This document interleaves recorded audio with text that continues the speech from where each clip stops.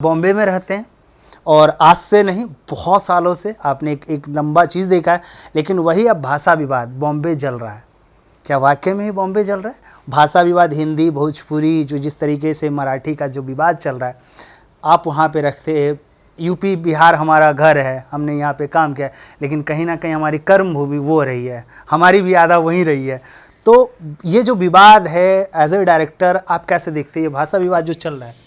देखिए, जो दिखता है वो असल में सत्य होता नहीं है जी और जो सत्य है वो शायद पूरी तरह दिख नहीं पाता है। जी क्या होता है कि जब इलेक्शंस आने होते हैं तो अलग अलग पार्टियां हैं, सबके अपने एक स्ट्रेटजीज होती हैं। जी खुद को किस तरह से लाइमलाइट में लाना है या वोट पोल को कैसे खींचना है। जी तो मुझे लगता है एक पर्टिकुलर पार्टी है जिसको ये लगता है कि भाई मुझे इस तरह की चीज़ें करके या मैं थोड़ा सा अपने आप को, उनकी अपनी स्ट्रेटजी हो सकती है, लेकिन ग्राउंड लेवल पर लोगों को पैनिक करें ऐसा तो नहीं है। ऐसा हिंदुस्तान में तो कोई किसी को भी नहीं कर सकता है, लेकिन छिटपुट चीज़ें हम लोगों को हम भी देखते हैं तो ख़राब लगता है कि जब हम एक देश के लोग हैं, एक देश में रहते हैं, एक देश की अगर मान लीजिए कोई बाहर का मुल्क अटैक करता है तो क्या सिर्फ हम इस बात से अपने आप को अलग रखेंगे कि नहीं जी हमें उत्तर प्रदेश में या बिहार में अटैक नहीं किया गया इसलिए हम नहीं लड़ने जाएंगे। मुझे लगता है देश के किसी कोने में अगर कोई अटैक किसी दूसरे मुल्क का होता है तो सबसे पहले अगर कोई लड़ने वाला व्यक्ति नज़र आएगा तो यूपी बिहार के लोग आएंगे, क्योंकि जिस लेवल तक का जोश हमारे लोगों के अंदर है, हमारी जनता के अंदर है, देश के प्रति जज्बा जिस तरह का है, देश के प्रति मर मिटने की, मैं नहीं कह रहा बाकी लोग नहीं हैं, लेकिन इस दावे के साथ भी इस बात को मैं कह सकता हूं कि उत्तर प्रदेश बिहार के लोग अपने देश के लिए कभी भी अपना खून बहाने के लिए हमेशा तत्पर रहते हैं। और सिर्फ खून ही नहीं, जिस जगह जिस स्टेट में गए हैं उस स्टेट को उन्होंने संवारा है, उनको बिगाड़ा नहीं है। अच्छे बुरे गलतियां ये तो हर किसी व्यक्ति से हो सकती है, व्यक्ति विशेष की कमियों को लेकर किसी स्टेट को टारगेट नहीं किया जा सकता, वो कोई भी हो। और ऐसा नहीं है, महाराष्ट्र भी बहुत अच्छी जगह है, वहाँ पे जो लोग बाकी लोग हैं बहुत अच्छे हैं, सभी लोग हैं, प्रेम भी है, आपस में प्रेम नहीं होता तो मुझे लगता है कई करोड़ लोग मुंबई के अंदर रहते हैं। और ये फैक्ट है कि छुटपुट चीज़ों से लेकर ना तो कोई विचलित है ना किसी को कोई विचलित कर सकता है। तो मैं तो कहता हूँ भाई जहाँ हो मस्ती से रहो, अपना काम करो। लेकिन फिर एक बात तो आती ही है कि जैसे बाकी लोग अपनी भाषा प्रेम के अंदर चीज़ों को लेकर कहीं ना कहीं टारगेट करते हैं, उसी तरह अब आपको भी अपनी भाषा के लिए जागना होगा। और जागने के लिए आपके जो साहित्य हैं, आपके जो लोग हैं, आपकी सिनेमा है, आपका व्यवसाय है या आपके यहाँ का प्रोडक्ट है, उसको अब आपको हाईलाइट करके और ख़ुद को स्टैंड करना पड़ेगा।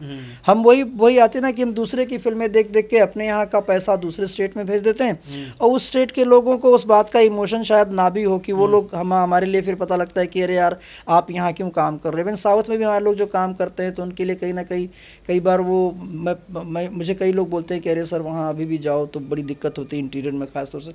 तो मुझे लगता है ये नहीं हो। और अगर हम बड़े हो जाएंगे, हमारी इंडस्ट्री बड़ी होती है, हम आज कलाकार जब हम लोगों ने स्टार्ट किया था तो इतने लोग नहीं थे अपने यहाँ से, आज गांव-गांव घर-घर में कलाकार हैं जी। नहीं कुछ हैं तो यूट्यूब के माध्यम से यूट्यूबर इतने सारे अपने हो गए हैं, रील्स के माध्यम से अलग अलग एंटरटेनर हो गए हैं, तो काम तो आ ही रहा है, पैसे आ ही रहा है लोगों के पास। तो मुझे लगता है अपनी फिल्में अपनी चीज़ों को करना पड़ेगा, अपनी भाषा की फिल्में अभी भी जागना पड़ेगा। आप ये उधार की चीज़ों में पढ़िए, फिल्में अच्छी लगती हैं देखिए, लेकिन अपनी भाषा की फिल्मों को आगे लेकर आना पड़ेगा। उसको जितना विस्तार दे सकते हैं, जितना फिल्में जिसकी भी पिक्चर आए, किसी भी हीरो की, किसी भी प्रोड्यूसर की, अगर फिल्म अच्छी है आप ज़रूर देखिए, थिएटर तक जाइए, खुद को बड़ा बनाना है। अपने प्लेटफॉर्म को अगर स्ट्रांग बनाएंगे तो दुनिया के हर लोग आपको इज्जत से और आपको देखेंगे कि नहीं ये लोग सक्सेस हैं, इनके बारे में बोलने से पहले हमें 10 बार सोचना पड़ेगा। तो नहीं सर, इसी पे निरहुआ ने कोट किया है, मैं बोल देता हूँ। निरहुआ ने कहा है कि भाई कोई हिम्मत नहीं है कि मुझे हटा सकता है, बॉम्बे से भगा के हमें दिखाए, हम रहेंगे, हम मराठी नहीं बोलेंगे। ये निरहुआ का कोट है। तो इस कोट को आप कैसे जस्टिफाई करते हैं? देखिए, दिनेश जी हीरो के साथ साथ एक पॉलिटिशियन भी हैं जी, और एक पार्टी से भी बिलोंग करते हैं जी। तो दिनेश जी का, और प्लस वो पढ़े लिखे समझदार व्यक्ति हैं, उनको क्या किस वक्त क्या स्टेटमेंट देना, ये उनकी अपनी अभिव्यक्ति की आज़ादी है, जैसे बाकी लोग की है वैसे उनकी है जी। लेकिन मैं थोड़ा सा इसमें भी कहूँगा कि अगर हम मान लीजिए जैसे कोई हमें कहता है कि आपको बोली भाषा सीखनी पड़ेगी जी, तो मना नहीं है जी, ज़बरदस्ती सिखाई जाए ऐसा नहीं है, हम तो खुद ही जहाँ रहते हैं वहाँ के बारे में जानना चाहते हैं जी।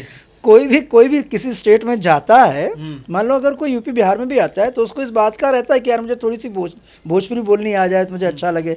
तो अगर हम महाराष्ट्र में, तो मुझे पर्टिकुलर मराठी आती है बोलनी, और हमने सीखा, इसलिए नहीं सीखा कि मुझे कोई ज़बरदस्ती सिखाना चाह रहा था, इसलिए सीखना है क्योंकि जिस जगह रहते हैं उस जगह के साथ अगर हमने कम्युनिकेशन करना है, उनसे बातचीत भी करना, मान लो हर आदमी को तो हिंदी नहीं आ सकती, तो जिसको नहीं आ रही है तो उसके साथ बात करने के लिए तो हमको कोलैबोरेट करेंगे तो करेंगे। तो मुझे लगता है अगर ज़बरदस्ती नहीं लेकिन प्रेम भाव से किसी भी भाषा तक जो आपको बोलने में सरलता हो या जाने जितनी ज्ञान हासिल की जाए तो वो तो कम ही है, वो तो बहुत अच्छी बात है, ज्ञान हासिल भी करना चाहिए। और उसके लिए मुझे लगता है हर स्टेट को एक दूसरे के लिए प्रेम करना चाहिए, ज़बरदस्ती नहीं होनी चाहिए कि भाई सीखना ही है, और जो रहेगा वो तो वैसे ही सीखेगा, क्यों नहीं सीखेगा कोई। क्या बात है, सीखना तो पड़ेगा ही।